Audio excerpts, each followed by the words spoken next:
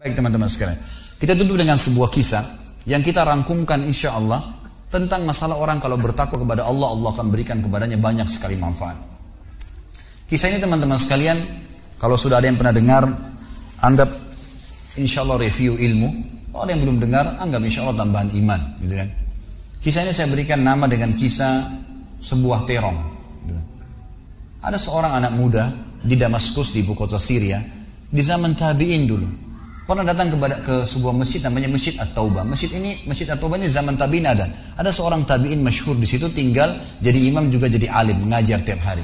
Anak muda ini datang lalu berkata, "Wahai imam kalau kita kiai, wahai imam, saya datang dari luar Damaskus, ya, miskin, tidak punya apa-apa, tapi saya mau belajar agama. Boleh nggak saya numpang tinggal di masjid bersama anda? Saya bantu-bantu lalu saya hidup bersama anda, maksudnya makan minum bersama anda." Kata ya syekh itu, silahkan, nggak masalah. Tapi harus sabar, ya ikutin kehidupan saya. Apa yang saya makan, kau makan. Apa yang saya minum, kau minum. Kata anak muda ini, baiklah. Anak muda ini cerita, dia bilang, setelah 3 bulan saya tinggal dengan syekh saya. Ternyata syekh saya ini orangnya sangat zuhud, luar biasa. Ada makanan makan, tidak ada makanan puasa. Dan hari ini sudah 3 hari kami puasa. Sahur dengan sebutir kurma segelas air, buka puasa juga begitu. Tapi ini sudah hari ketiga. Syekh saya masih kuat, saya sudah tidak kuat lagi, dia bilang. Saking tidak kuatnya saya bungkukkan punggung saya, menekan perut saya supaya lapar saya hilang. Dalam keadaan begitu, syaitan datang menggacaukan pikiran saya sambil berkata, "Wahai anak muda," di benak saya terlintas, "sekarang sudah halal buat kau mencuri makanan. Kalau kau tidak curi makanan, kau mau makan dari mana? Akan mati kelaparan. Minta sama gurumu nggak punya. Minta-minta sama orang, gurumu larang minta-minta sama orang. Sekarang kau curi makanan sepotong roti, yang penting tidak mati kelaparan." Dia bilang, dalam kondisi saya berkecamuk pikiran syaitan begitu, saya berpikir mencuri makanan di rumah di sebelah masjid. Zaman dulu teman-teman sekalian, dinding masjid tidak seperti kita sekarang ada tembok. Jadi zaman dulu tuh bisa dari tanah liat, atau kalau mau kuat, batang kurma ditebang atasnya, ditebang akarnya, ditancapin, lalu didempet-dempetin. Jadi dinding yang kuat. Dan rumah orang sama masjid berdempetan dindingnya. Dia naiklah dinding masjid, dari belakang masjid dia naik mau mencuri makanan. Di rumah yang pertama dia mau masuk mencuri di sebelah masjid, itu dia lihat ada 3 perempuan yang tidak tutup auratnya, lagi nunun kulit domba. Dia alihkan pandangannya karena dia tahu yang bukan mahramnya haram untuk melihatnya. Dan itu bukan tujuannya, dia ingin cari makanan. Dia pindah ke rumah kedua. Waktu dia pindah ke rumah kedua, dia lihat dari atas rumah, karena pakai pelapa-pelapa kurma, jadi kelihatan nggak ada orang, tapi ada bau masakan. Karena laparnya dia turun ke dalam, dia masuk ke dapur, ditemukan ada panci yang lagi dipakai masak dengan kayu bakar. Di dalamnya ada, waktu dia buka, air yang sedang direbus 2 buah terong yang sudah matang. Karena lapar sekali, diambil sampai dia terong 1 lalu digigit. Sementara dia kunyah teman-teman sekalian, dia bilang, dia ceritakan dirinya, waktu saya sebentar kunyah dan sangat lapar, saya sudah buru-buru ingin menelannya, tapi tiba-tiba muncul ketakwaan saya pada Allah, muncul ketakutan saya pada Allah, kepatuhan saya sama Allah. Lalu saya berkata dengan diri saya, subhanallah, syaitan berhasil membuat saya melakukan 3 dosa sekaligus. Yang pertama, masuk rumah orang tanpa izin, dosa. Yang kedua, mencuri, mengambil terong itu. Dan yang ketiga, saya sedang memakan makanan yang haram. 3 dosa sekaligus. Maka dia bilang, tidak mungkin Allah membuat saya mati kelaparan karena meninggalkan yang haram. Karena Nabi Muhammad SAW sudah bersabda, "Man taraka sya'ni la abdalahu khairan min." Siapa yang meninggalkan sesuatu karena Allah, Allah akan gantikan yang lebih baik darinya. Lalu saya lempar gumpalan makanan terong itu ke lantai dapur tersebut, lalu saya kembali ke masjid. Dan masih ada pengajian, saya tidak bisa tangkap apa yang sedang dibahas karena laparnya. Waktu bubar pengajian, dia bilang, guru saya duduk di kursinya, saya pun duduk di tiang salah satu masjid. Ada 1 orang tua di belakang masjid.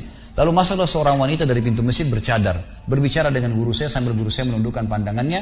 Setelah itu guru saya mengangkat kepalanya lalu melihat ke arah saya dan memanggil, "Kesinilah muridku." "Datanglah saya," kata anak muda ini. Lalu ditanya oleh guru saya, "Apa kau sudah menikah?" Dijawab oleh muridnya, "Belum." Lalu ditanya 2 kali, "Apa kau ingin menikah?" Dia tidak jawab. "Apa kau ingin menikah?" Tidak jawab. Sampai 3 kali, "Apa kau ingin menikah?" Dia tidak jawab. Lalu kata anak muda ini, "Wahai imam, wahai syekh, ya guru saya setelah Allah subhanahu wa ta'ala, hidup saya bergantung pada anda. Apa yang anda makan, saya makan. Apa yang anda minum, saya minum. Sekarang sudah 3 hari kita punya makanan dan minuman, puasa. Dan saya sangat lapar. Kalau saya nikah, saya mau beri makan dari mana istri saya?" Lalu kata syekhnya, "Ini perempuan di sebelah saya yang bercadar, baru selesai masa iddah meninggal suaminya, 4 bulan 10 hari. Dan dia ditinggalkan harta yang cukup, dia masih muda, dia takut fitnah. Dia ingin saya carikan jodoh, saya anggap kamu cocok. Kamu mau?" Dia bilang iya. Tanya perempuan, "Kamu mau?" Dia bilang iya. Syekhnya keluarin kendi dari kamar, dikasihkan jadi mahar, panggil walinya perempuan, panggil 2 saksi, kalimat akad, selesai. Hitungan menit nih. Lalu kata syekhnya, "Pulanglah ke rumah istrimu. Saatnya sekarang kamu pulang, udah. Nanti kalau mau sholat, mau ibadah, silakan datang ke masjid. Sudah nggak perlu lagi numpang di masjid." Gitu. Pulanglah dia sama istrinya. Dia ceritain, Di mana saya jalan sama istri saya masih malu-malu, baru nikah. Dan ini kan memang hitungan menit nih. Ya, dia baru tadi kelaparan, tiba-tiba sekarang sudah nikah gitu. Dia bilang saya jalan.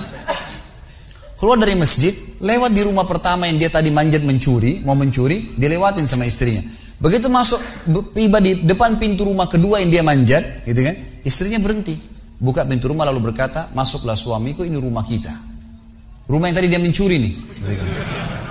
Maka dia pun bilang, saya masuk ke ruang tamu, saya melihat di atas, ini benar rumah tadi yang saya masuk mencuri.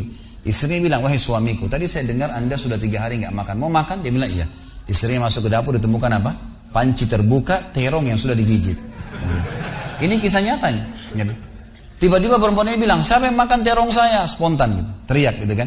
Pada saat dia teriak, maka si laki-laki ini mengucapkan kalimat begini. Ini dari saksi bahasan kita. Dia mengatakan, kesinilah istriku. Demi Allah begini ceritanya. Kronologisnya saya manjat, saya turun, saya lapar, saya makan. Dan demi Allah sebelum saya telan, karena saya takut sama Allah, saya lempar ke dapur, ke lantai dapurmu dan belum kering tuh. Gitu kan?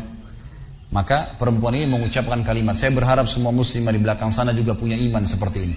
Kata para ulama, ucapan wanita ini perlu diukir dengan ukiran emas, karena menandakan iman yang luar biasa. Kata dia, wahai suamiku, engkau meninggalkan segumpal makanan haram. Allah jadikan makanan itu, pancinya, rumahnya, pemilik rumahnya jadi milikmu sekarang. Allah bukan hanya hilangkan laparnya, makanannya dikasih, pancinya, rumahnya, pemilik rumahnya sekarang jadi milik dia. Orang yang bertakwa kepada Allah diberikan jalan keluar, teman-teman sekalian.